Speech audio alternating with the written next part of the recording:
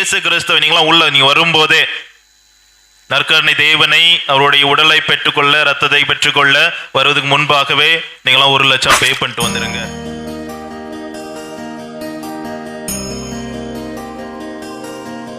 இயேசுவில் பிரியமானவர்களே, கடந்த 4 வாரங்களாகவே நமக்காக நற்கருணையின் வடிவில் தன்னையே பலியாக கொடுத்த இயேசு கிறிஸ்துவை பற்றி தான் மீண்டும் மீண்டும் நமக்கு அறிவுறுத்துகின்றது, தெளிவுபடுத்துகின்றது. அதை சிந்தித்துக் கொண்டிருக்கும் போது எனக்கு ஞாபகம் வந்த ஒரு கதை. ஒரு புறாவை கழுகு வேட்டையாடுவதற்காக துரத்தி கொண்டு போகின்றது. அந்த புறா எங்கெங்கயோ பறந்துட்டு நிறைய அடியெல்லாம் பட்டுட்டு லாஸ்டா ஒரு அரசன் கையில போய் உட்காந்துடுது. அந்த அரசனும் அழகா அந்த புறாவை பிடிச்சிடுறாரு.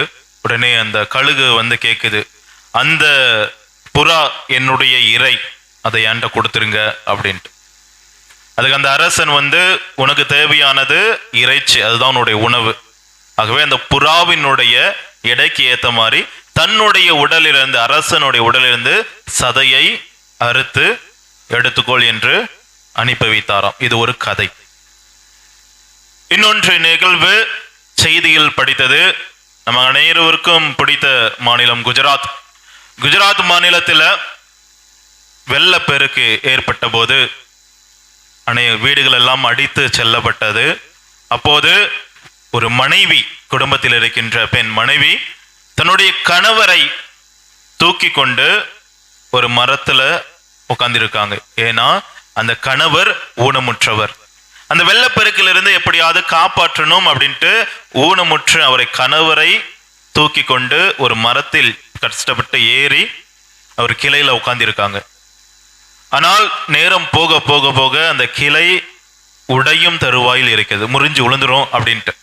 அப்படி இருக்க சூழ்நிலையில இந்த அம்மா நினைச்சிருக்கலாம், இவருதான் ஊனமுற்று இருக்காரு அப்படின்னு சொல்லிட்டு ஒருத்தரை மட்டும் இருந்துட்டு ஒருத்தரை தள்ளி விட்டு இருக்கலாம். ஆனா அந்த தாய், அந்த மனைவியானவர் தன்னுடைய கணவரை மரத்தில் பத்திரமாக வைத்துவிட்டு தான் கீழே குதித்து விட்டார்.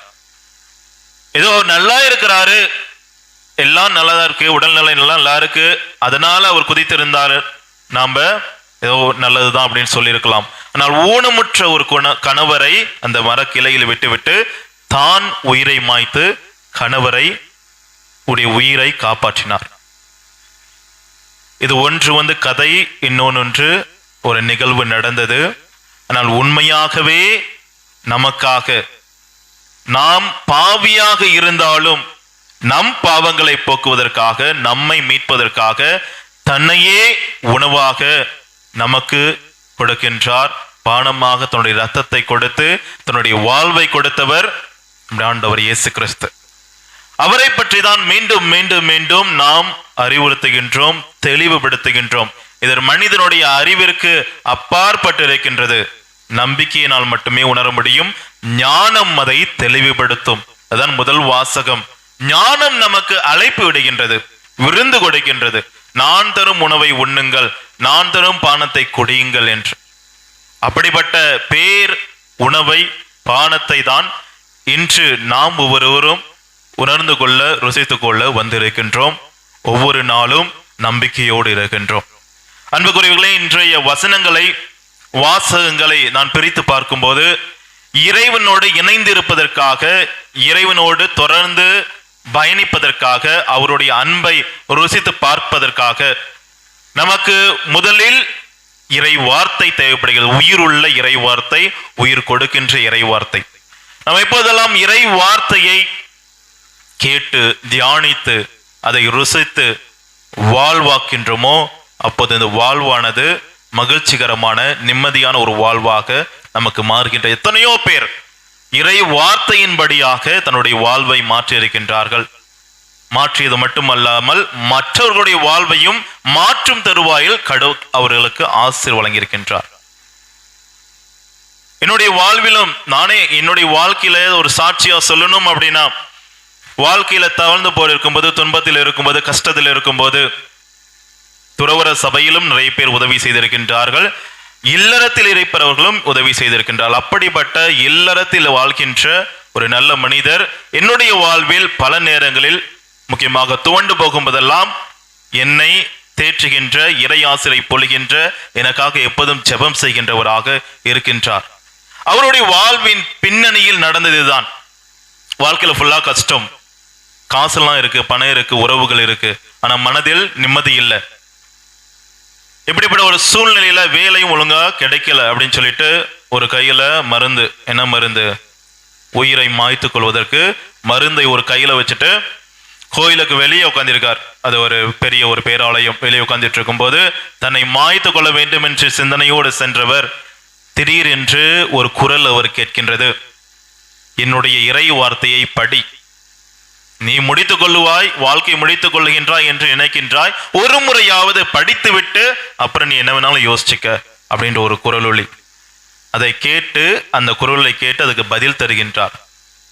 பைபிள் எடுத்து ஃபுல்லா வாசிக்கிறார். வாசித்து முடிச்ச உடனே அவருடைய வாழ்வில் மாற்றம், சிந்தனைகளில் மாற்றம்.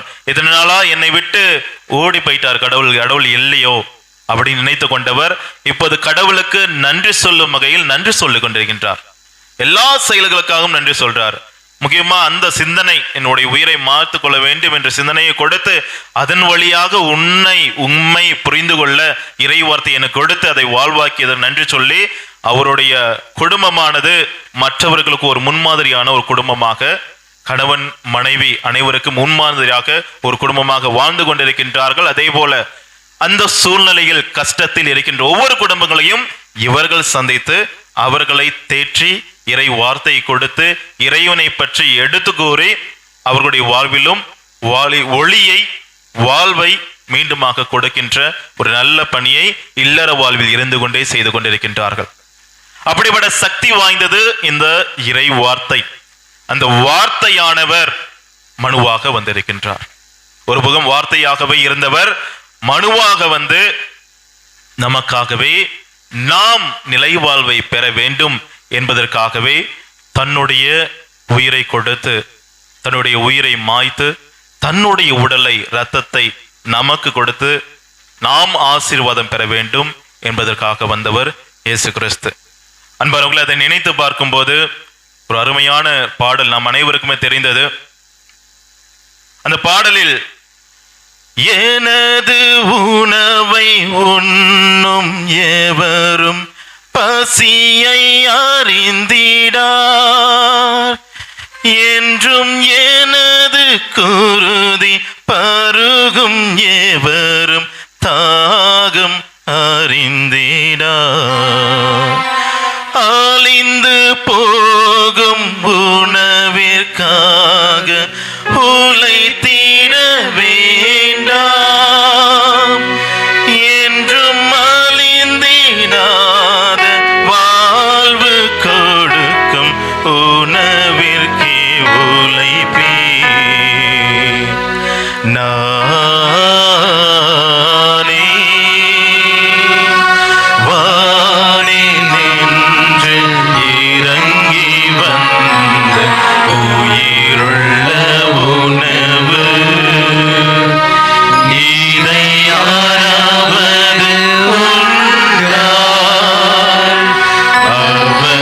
என்றுமே வாழ்வார், அதை என்றுமே வாழ்வார். அன்புக்குரிய இந்த பாடலை ஒவ்வொரு முறையும் நம்முடைய கண்களை மூடி, நானே வானிலிருந்து இறங்கி வந்த உயிருள்ள உணவு, இதை யாராவது உண்டால் அவர் என்றுமே வாழ்வார் என்பதை நாம் மீண்டும் மீண்டும் நினைவு கூறும்போது அவருடைய வல்லமை நம்மில் செயல்படுவதை நாம் கண்டிப்பாக கண்கூடாக பார்க்க முடியும். நம்ம கடந்த 3 வாரங்களும் பங்கு தந்தையும் சொல்லியிருப்பாங்க, நானும் சொல்லியிருக்கேன். இந்த நற்கருணை தேவன் பல நேரங்களில் பல இடங்களில் வல்லமை செய்து கொண்டிருக்கின்றார், அதிசயங்களை செய்து கொண்டிருக்கின்றார். நாம் இப்போது சமீபமாக நடந்தது கேரளாவில் 9ஆம் வகுப்பு படித்த மாணவிக்கு நடந்தது தெரியும். அதுபோல ஒவ்வொரு இடங்களிலும் தம்முடைய வல்லமையை வெளிப்படுத்திக் கொண்டிருக்கின்றார். அப்படிப்பட்ட வல்லமையை முக்கியமாக ஆராய்ச்சியெல்லாம் செஞ்சு பார்த்திருக்காங்க. ஏன்னா மனிதனுடைய அறிவு அப்பாற்பட்டு போயிட்டே இருக்கு. ஏதாவது ஆராய்ச்சி செஞ்சு பார்க்கலாமா அப்படின்ட்டு ஆராய்ச்சிலாம் செஞ்சு பார்த்தும் இது இயேசு கிறிஸ்து வாழ்ந்து அவர் இறந்த இந்த இடத்துல அவரை மூடி இருந்த துணி, அந்த துணியில் இருந்த இரத்தமும் இப்போது இந்த நேரங்களில் இந்த காலகட்டத்தில் அவருடைய நற்கருணை தேவனானது இரத்தமாக மாறுகின்ற இரத்தமும் ஒன்றித்து இருக்கின்றது என்பதை மீண்டும் மீண்டும் ஆராய்ச்சி செஞ்சு அதை நிரூபித்து காட்டிருக்கின்றார்கள். அதை பார்க்கும் போதெல்லாம் ஒரு பக்கம் ஆச்சரியம் நமக்கு, ஆனால் மறுபக்கம் அந்த ஆச்சரியத்தில் நம் நம்பிக்கை வேரூன்றிருக்கின்றதா, என்னுடைய நம்பிக்கை மென்மேலும் அதிகரிக்கின்றதா என்பதை நாம் பார்க்க வேண்டும். அன்புக்குரியவர்களே, இந்த ஆச்சரியம் அதிசயம் என்பது நற்கருணை தேவன் தன்னுடைய வல்லமை வெளிப்படுத்துவதனாலும் முக்கியமாக நம்மளுடைய வருத்தத்தோடு கவலையோடு வாழ்க்கையே போயிருச்சோ அப்படின்னு நினைத்து பல வேதனைகளில் வரும்போதெல்லாம் தேற்றுகின்ற தெய்வனாக இருக்கின்றார். என்னுடைய வாழ்க்கையில் நானே அதுக்கு ஒரு சாட்சி சொல்வேன். தினந்தோறும் அவரில் இணைந்து இருக்கும்போது சிறு வயசுல நடந்தது. தினந்தோறும் நாங்கள் திருப்பள்ளிக்கு சிறு வயது தாத்தா கூட தான் இருந்தது. திருப்பள்ளிக்கு தினந்தோறும் காலை போவோம்.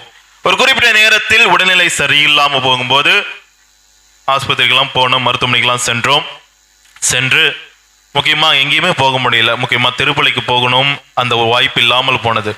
எனக்குள்ள ஒரு எண்ணம், இந்த நற்கருணை தேவனை பற்றி அவர் வல்லமை உள்ளவர், சக்தி கொடுப்பாரு அப்படின்லாம் சொல்றாங்களே, ஒருவேளை நான் இந்த உடல்நிலை சரியில்லாத நேரத்திலும் எழுந்து எப்படியாவது காலையில் திருப்பள்ளி போய் திருப்பள்ளியை நான் பங்கு கொண்டு நற்கருணை தேவனை பெற்றுக்கொள்வேன் என்ற நம்பிக்கையோடு 3 நாட்கள் செய்து நான் சென்றேன். உடல் நலம் பெற்று அவர் மீது கொண்ட நம்பிக்கை அதிகம் ஆகும் அளவுக்கு ஆசிர்வதித்தார். அதை தான் நாம் அனுபவமாக பெற்றுக்கொள்ளும் போது அவரை விட்டு நாம் விலகி செல்ல மாட்டோம். அதை நாம் வெறும் எளிதாக பார்க்கும் போதுதான் நம்ம அவரை தூரமாவே வச்சிருக்கிறோமோ அப்படின்னு ஒரு சிந்தனை நமக்குள்ளே எழும். அதுபோல பல நேரங்களில் நாம் ஏன் இந்த நற்கருணை தேவன் தன்னுடைய உடலையும் இரத்தத்தையும் கொடுக்கின்றார் என்ற ஒரு சிந்தனை, அந்த ஞானத்தின் வழியாக அறிந்து கொள்வது நம்முடைய பல நேரங்களில் நாம் ஏன் புரிந்து கொள்வதில்லை அப்படின்னு நான் யோசித்துக் கொண்டிருந்தேன். அப்ப எனக்கு டக்குன்னு ஒரு ஞாபகம் வந்தது. ஒருவேளை இயேசு ஆண்டவர் எளிமையான ஒரு வடிவத்துல, அந்த அப்பத்தின் வடிவில் எளிமையா இலவசமா வரனாலதான் நான் அவரை அதிகமா கண்டுக்க மாட்டேங்கிறனோ புரிந்துக்க மாட்டேங்கிறனோ அப்படின்னு தோணுச்சு. இப்போ ஒருவேளை நான் நீங்களாம் உள்ள வரும்போது இப்பெல்லாம் அடிக்கடி குடும்ப சந்திப்பு போகும்போது சொன்னாங்க, ஒரு அம்மா தனக்கு உள்ள நோய், அந்த நோய் சரியாவதற்காக மருந்து வாங்குவதற்காக ஒரு மாத்திரை 1,20,000 ரூபாய். ஒரு மாத்திரை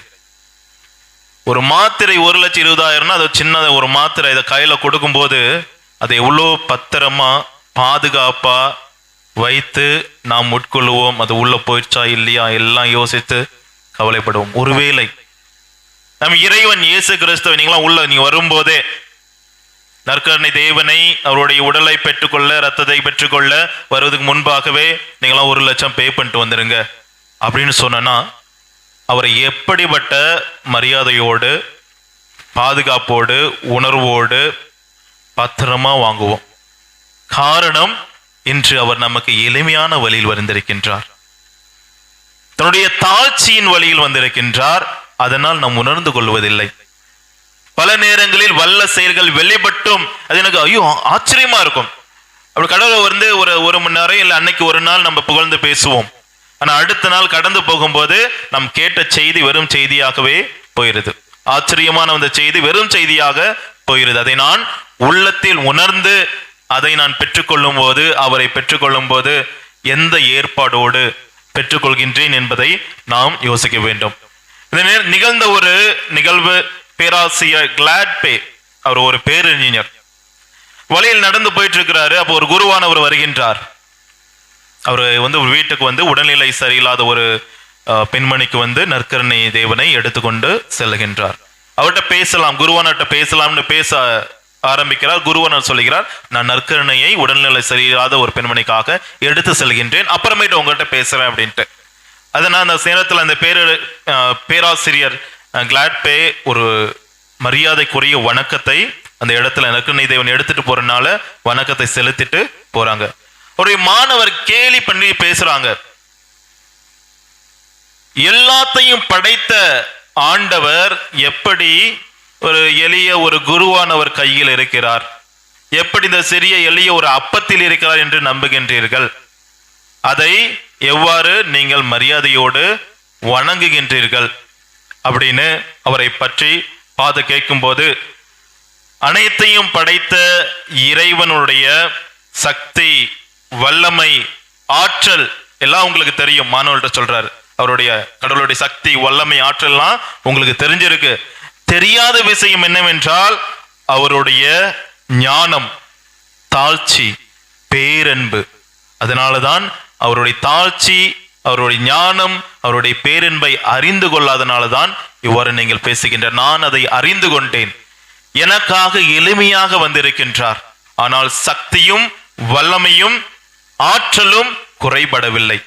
அது என்னுடைய நம்பிக்கை, எனவே அதை நம்புகின்றேன், அவரை வணங்குகின்றேன் என்று அவர் கூறினாராம். அன்புக்குரியவர்களே, நான் மீண்டும் மீண்டும் ஆக நமக்கு உணர்த்துவது இதுதான். நமக்காகவே மனுவாக பிறந்து, நமக்காகவே மனுவானவர் உடல் எடுத்து தன்னுடைய சதையையும் இரத்தத்தையும் கொடுத்து, என்னை உட்கொள்ளும் போதெல்லாம், என்னை பருகும் போதெல்லாம் நீங்கள் என்னோடு இணைக்கப்பட்டிருக்கின்றீர்கள், உங்களுக்கு நிலை வாழ்வை கொடுப்பேன். நிலை வாழ்வானது வேறு எந்த ஒரு பொருளும் கொடுக்க முடியாது என்பதை உணர்த்துகின்றார். இரண்டாவது பகுதியாக எப்போதும் நாம் சொல்லிக்கொண்டே இருப்பதுதான், அவரை நம்பிக்கையோடு, அன்போடு, பாசத்தோடு நான் ஏற்றுக்கொள்ளும் போது அவரை போல மாள வேண்டும், அவரை நான் பிரதிபலிக்க வேண்டும். நாம் எதை உண்ணுகின்றோமோ அதே போல மாறுவோம் என்பதை போல அவரை நாம் ஏற்று, அவரை நாம் உண்ணும் போது அவரை போல நம்முடைய செயல்களில் நாம் செயல்பட வேண்டும். நாம் செய்கின்ற செயல்கள் அன்பு, பரிவை, மன்னிப்பை வெளிப்படுத்த வேண்டும். அப்படி செய்யும் போதுதான் அங்கே உண்மையான நம்பிக்கை அங்கே வெளிப்படுகின்றது. அவரை நாம் பிரதிபலிக்கும் ஒளியாக மாறுகின்றோம் என்பதையும் நாம் மறந்துவிடக்கூடாது. எனவே அன்புக்குரியவர்களை, இன்றைய நாளில் இந்த இறை வார்த்தை கொடுத்த தேவனுக்கும், தன்னையே தானமாக நமக்கு கொடுத்த, முக்கியமாக நாம் பாவியாக இருந்தோம், நம்மை ஏற்றுக்கொண்டு மன்னித்து தம்மையே கொடுத்த தேவனுக்கும், அதே போல அவரை உண்டு அவரை பிரதிபலிக்க வேண்டும், நம்முடைய வாழ்வில் வெளிப்பட வேண்டும் என்பதை கொடுத்த அழைப்புக்காக நன்றி கூறி, தொடர்ந்து அதை நம்முடைய வாழ்வில் செயலாக்கிட அவருடைய வல்லமையும் சக்திகளை வேண்டு தொடர்ந்து ஜெபிப்போம்.